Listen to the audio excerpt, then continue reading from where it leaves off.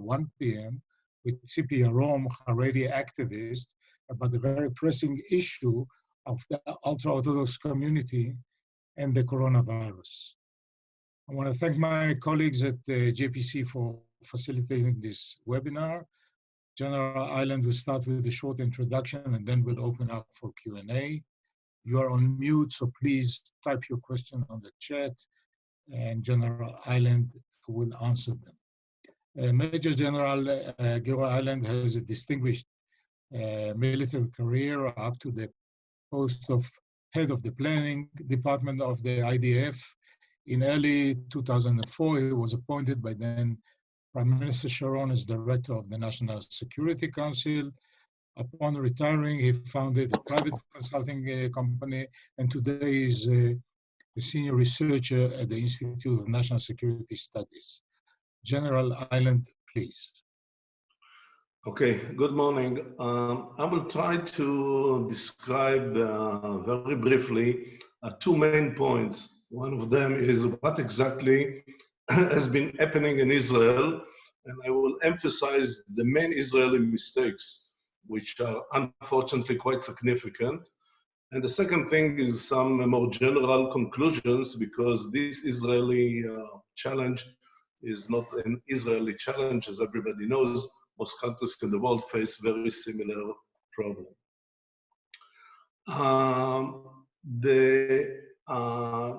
Israel has 3 very clear advantages that unfortunately we failed to use them or to exercise them.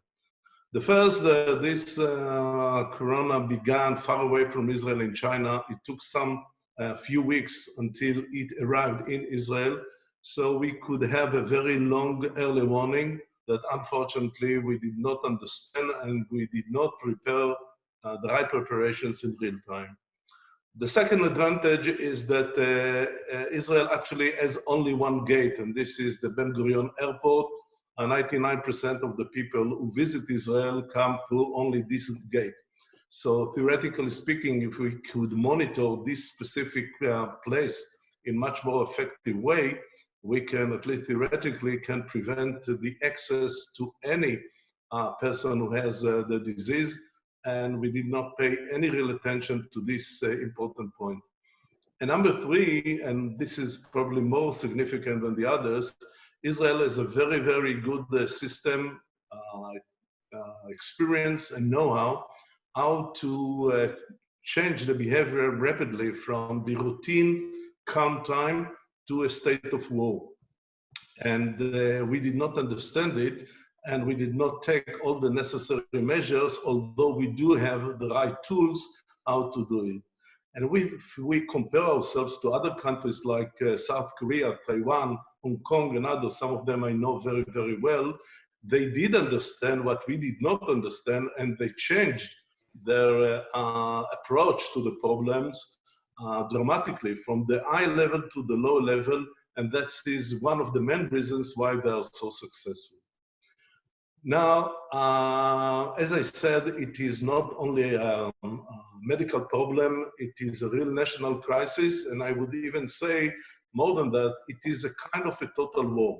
Now, what is a total war? Total war is a kind of a war that the country has to recruit all the available national resources in a very short time. And this is above all a mental situation or a matter of conception, that if it is understood in real time, then many, many good things could happen or could be done. As I said, it did not happen in Israel. And I'll give very few examples, and then we will open it for questions and answers. The first thing that you have to understand when there is a kind of emergency, again, in a type of a total war, that the existing or the regular divisions of responsibilities between the different ministries and the different other authorities have to be completely forgotten. And from that moment, the missions have to be given to anyone who has some kind of relative advantage. So if, for example, in Israel, it is a problem of disease, and certainly the Ministry of Health bear the main problems, and they have to take care for the treatment of so many people, and this is their relevant relative advantage. It is obvious that the procurement of all the necessary equipment is not in the hands of the Ministry of Health, because they did not have a real system like the Israeli Ministry of Defense. The Israeli Ministry of Defense is a huge, very effective machine that can, in a very short time, can actually push dozens or even hundreds of Israeli companies that have their marketing or the procurement people all over the world to buy whatever could be purchased. So if the Ministry of Health, for example, gave the Ministry of Defense a list of all the important devices, it could be testing kits, protective clothes, and all other machines, and it could be done easily in January, 2.5 months ago, then I believe that in a very few days, the Minister of Defense could have brought to Israel whatever could be needed. Today, there is a big competition all over the world about the very same products, and we missed the opportunity to be the first to put our hands on this very essential equipment. So this is one example. The second thing, which is not less important, is to be able to operate simultaneously every possible entity, factory, facility, people, whatever you can have. And amazingly, until 10 days ago, although there are about 27 laboratories in Israel that can check the corona, until 10 days ago, 2 months after the beginning of the disease, only one laboratory was operational. Why? Because the Ministry of Health did not want to give the permission to the other laboratories to work for no good reason. More than that, until 2 days ago, 3 days ago, all the laboratories that began to work in one shift, although the capability is to work in 3 shifts, which means that until 10 or 12 days ago, Israel did use something between 1% to 2% of all the capacity to check the test of the corona, which is unbelievable how I would say, indifferent we were in regard to one of the very important bottlenecks of the activities. What can be done right now in order to be able, maybe in 2 or 3 weeks after the holiday of Pesach, to begin to return to some kind of normality? It basically depends on 2 curves. And if one curve is steadily above the others, it means that we will be able to do it. The first curve is the ability of the hospitals to treat all those who are considered to be in a difficult situation and they need a specific treatment. Something which is the main challenge. It is not important how many people are sick, because about 90% of them are sick easily and they don't need any specific treatment. But about 10–15% do need a specific treatment. And the question is how many people we will be able to treat simultaneously. Today, the capacity is about 2,000, but there is a goal to achieve a level of 10,000 in a few months, and I think that it is doable. And if we manage to do it, it means that we can push higher this curve. And the second curve that has to be below that is the actual people who are badly sick. And this depends not only on the treatment in the hospitals, but on the ability to find those people who might need this treatment as early as possible. And this is a matter not only of the number of tests that we will do simultaneously, that today grow very slowly. Today it is about 5,000 a day, and it could be and should be reached a level of 30,000 in few weeks. But what is much more important is to know who are the people that have to be treated. And today there is no real Israeli system that decide who would be detected. Now it is not only the people who are more likely sick. This is one consideration. But there is a consideration which is much more important, and this is who are the people that should not be sick because of their specific role. For example, all the medical staff, they have to be tested regularly, at least once a week, because any doctor that works in emergency room might, of course, infect so many others. But likewise, we can speak about the people who work in the supermarket, because every woman who works on the cashier there, she meets every day about 100 people. And even if she does not show any signs, if she is sick, that it means that every person like this infect 100 people every day, although 90% or 95% of the people are in a complete curfew. So there should be a real smart system that can isolate and decide who are the people that should be detected based on their capacity, based on the regional problems where there are more problems or less problems, based on many, many other considerations that so far have been completely neglected. So I think that there is still much to be done. I think that the Israeli system improved itself, but too slowly. And I think that we are paying the unnecessary price for the very poor performance of the Israeli establishment. So the immediate question is, if we had the means to deal with it differently, why didn't it happen? What's, in your opinion, the reason for this? I don't want to be too philosophic, but if we can look at the history and see all the big wars and big events that took over along thousands of years, most of the failures, most of the big defeats happened not because the military capacity of one side was too poor, but because the leadership were obsessed with the wrong conception, or mentally did not understand what are the real meaning of the situation.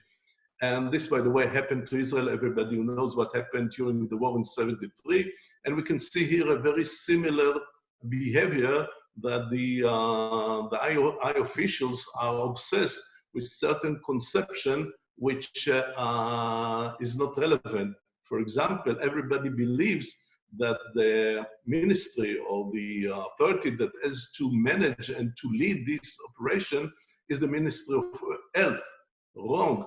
95% of the problems are not medical problems. There are logistics problems. They're a matter of management. So they should be managed in a different way. And maybe one specific answer, if you want to manage something effectively and you want the decision will be made quickly and that the coordination will be perfect, you cannot do it in a sporadic way as it is done today. You need to have a very clear, I will call it a war room, with representatives of all the important ministers and the other entities like police, army, and others. And it should be led by one important figure, not a politician, that will make sure that all the decisions are implemented immediately, and it can, what we call, close the circle between the different positions, different ideas, different wills of the different authorities in a very, very short time. And this very, very simple tool that Israel has all the facilities is, for some bizarre reason, is still not operational. You're talking about the Ministry of Health, but we all know that the management of this crisis is in the hands of Prime Minister Netanyahu. He puts himself in the front of everything, and also he prides himself of being always capable of seeing the future before others. So there's a question here. It's a bit blunt, but I'll just read it as it is. Does your analysis mean that the Prime Minister is deceiving us in the way he presents the situation? The Prime Minister, actually, there are two people who unfortunately have a similar character. This is the Prime Minister and the Director Manager of the Ministry of Health, Mr. Bar Siman Tov. Both of them think that they are smarter than the others. Both of them are extremely centralist people. They believe that they are the only ones who can make the right decisions and all the others should obey.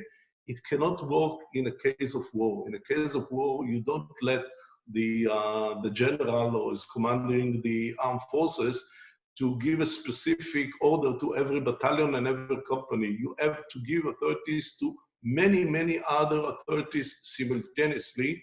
And today it does not happen. For example, all the municipalities in Israel are completely out of the circle, although each of the mayors know very well their people, their regions, the specific measure that can or cannot be taken in his own region, but no one gives them any authority. And so they, like 99% of the people of Israel, sit in their homes, look at the TV, although thousands of people can contribute much more, but no one wants them to be part of the system because some two people believe that they can personally manage this crisis. And even if they are genius, they cannot do it. Even Napoleon could not alone win the rest of the world. And unfortunately, everybody could understand it later. Something of the sort happens in the United States, where the governors are taking action because they don't trust the federal government anymore. That is true to a certain extent, but number one, it took them too long time to understand that they have to be much more independent.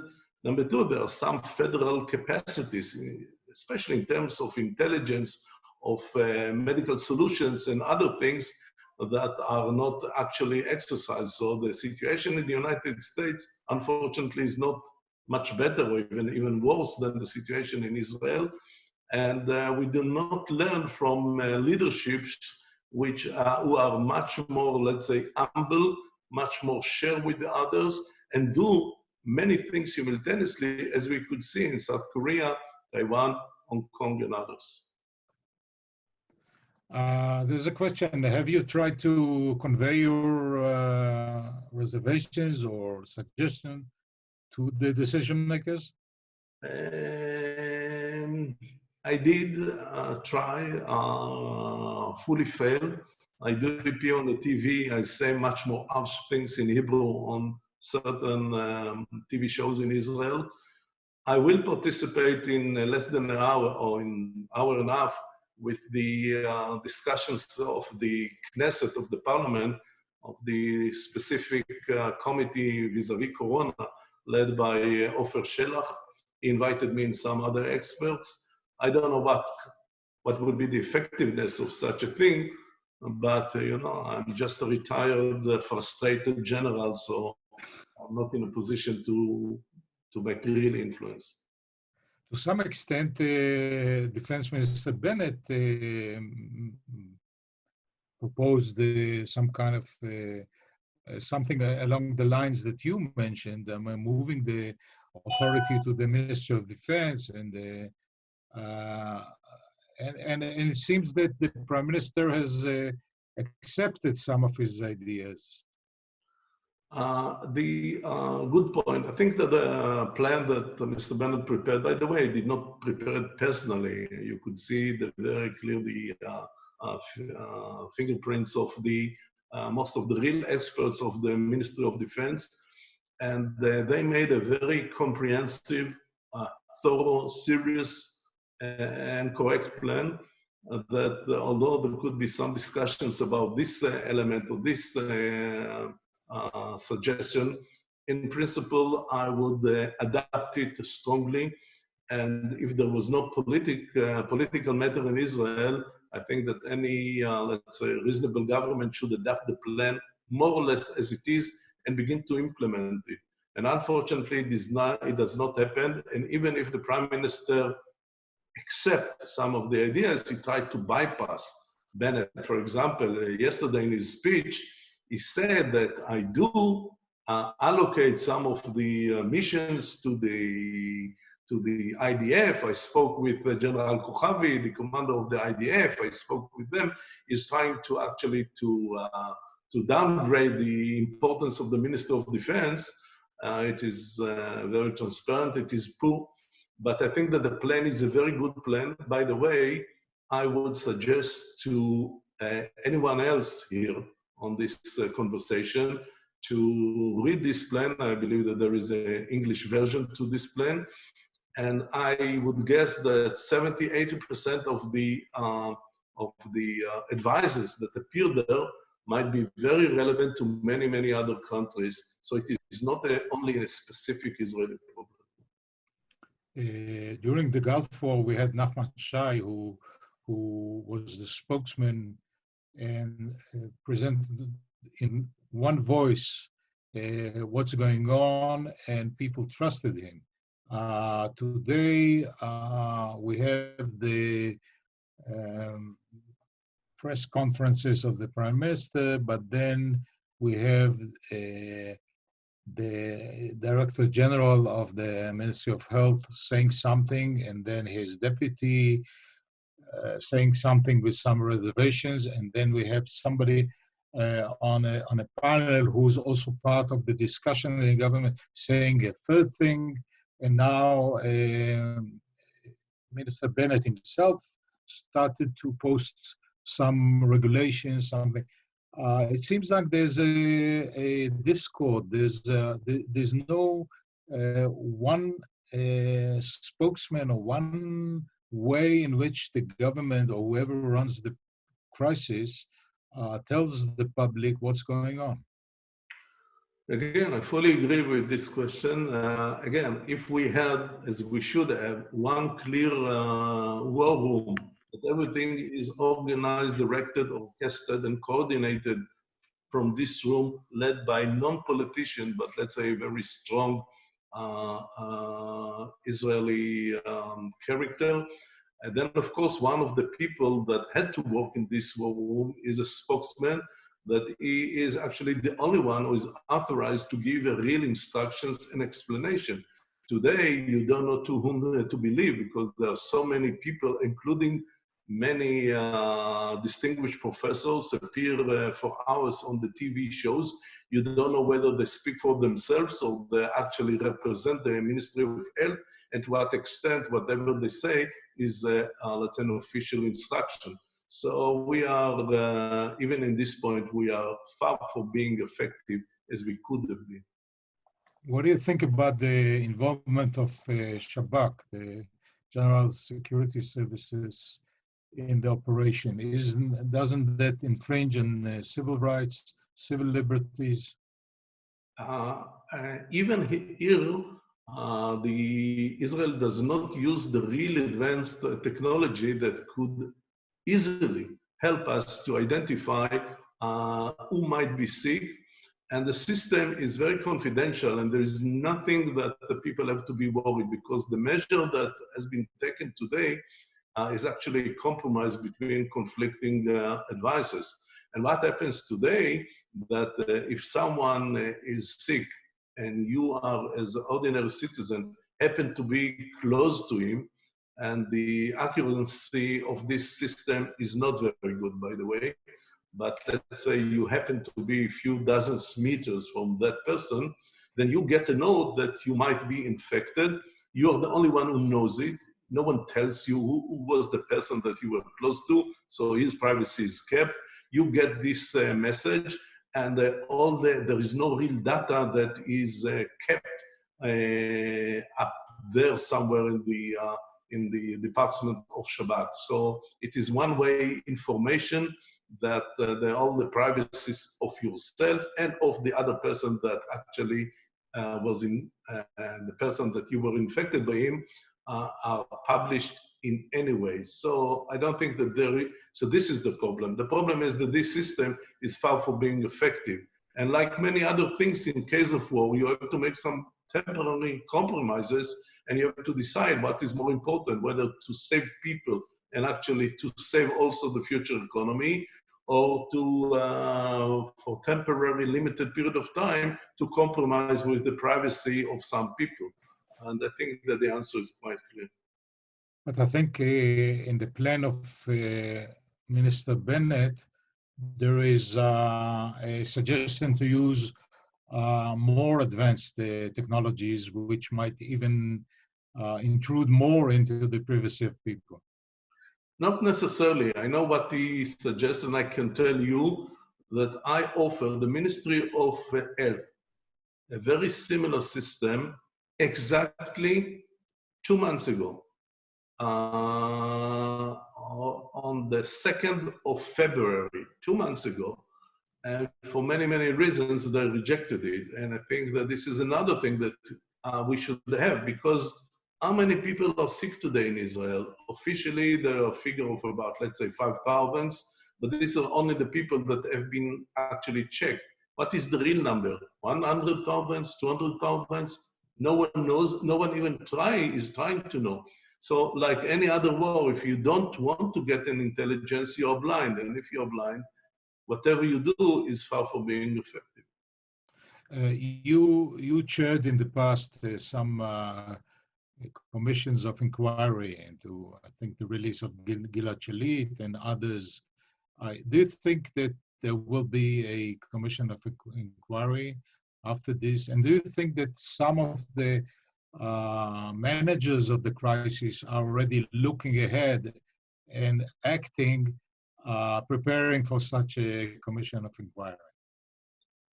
The short answer for the two questions is yes and yes. And again, we are badly affected by the fact that too many mistakes have been made in the beginning. And this is one of the problems. It is not only the inquiry or the future investigation that might bother some of the decision makers, but if they made critical mistakes and today they are convinced that the time has come to change the system, they mentally cannot do it because it means that they have to admit that whatever they've done so far was a mistake. So actually, they are trying to defend, they and the people who represent them on the media are trying to, let's say, to defend wrong decisions. For instance, if we manage the, if you just the names of the director manager of the Ministry of Health, Bar Simantov, is one, and one of his deputies, Professor Sigal Sidetsky. They both continued and said for a few times in the past months that the only thing that is important is to be isolated and to let everyone to be in his home, and the number of tests that they take is secondary. It is not it is not important, it is irrelevant. And they increase the number of tests not because they believe that it is important, but only because there is some pressure for some other directions. Now, even if today they understand that such a claim was a total mistake, they cannot say it for obvious reason. And this is, again, one of the problems. What is your assessment of the balance between putting people, secluding people at home and letting the economy survive? Again, I think that whatever has been done so far in this regard can be justified or even was justified and should continue more or less for another 2 weeks until the end of Pesach, which is anyway not exactly a good time to resume the activities of the economy. But we must begin to change it. Immediately after that, I'm speaking about something like 16th, 17th of April. But in order to do it in a safe way, we should focus on two main, I would say, goals. Number one, to increase dramatically the equipment that is needed for people who are in a bad situation and they need to be connected to machines 24/7. And as I said, the goal of 10,000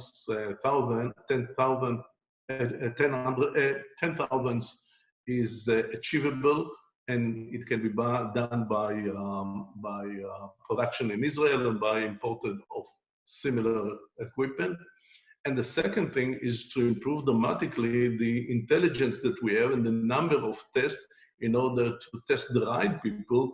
And if we do it, then we can make a very, very clear differentiation between different kind of communities or people.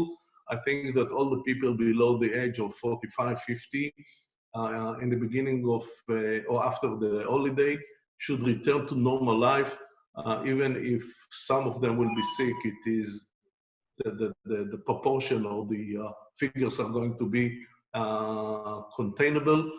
And the only people who might need to continue to be at home all the time are old people like myself, but this is a price that we should be ready to pay. Last question, we can't escape the political domain. What should or could Kahol Lavan do in the government to justify their entrance? I mean, in terms of helping deal with the corona crisis. And what do you think about their entering the government? Well, the entering to the government is a real domestic controversial matter. I don't want to elaborate about that, but if I do answer to you the first part of your question, I think that they make a terrible mistake so far, that they did not say anything regarding the corona. They say something very general, we are ready to join the government in order to help. But what about ideas? Don't you have any idea? Don't you have any suggestion? Don't you insist to change some of the system? Don't you think that you had to develop something, let's say, similar to what Bennett has done, and to insist that the adoption of such a plan should be one of the demands or one of the criteria to enter the government? I think that they are extremely passive in this matter, and this is very disappointing. General Eiland, thank you so much for this candid conversation. Thank you all for being with us. Stay tuned to our next webinar at 1 p.m. with the Tzipi Arom, Haredi activist. Thank you all. Thank you. Thank you. Bye-bye.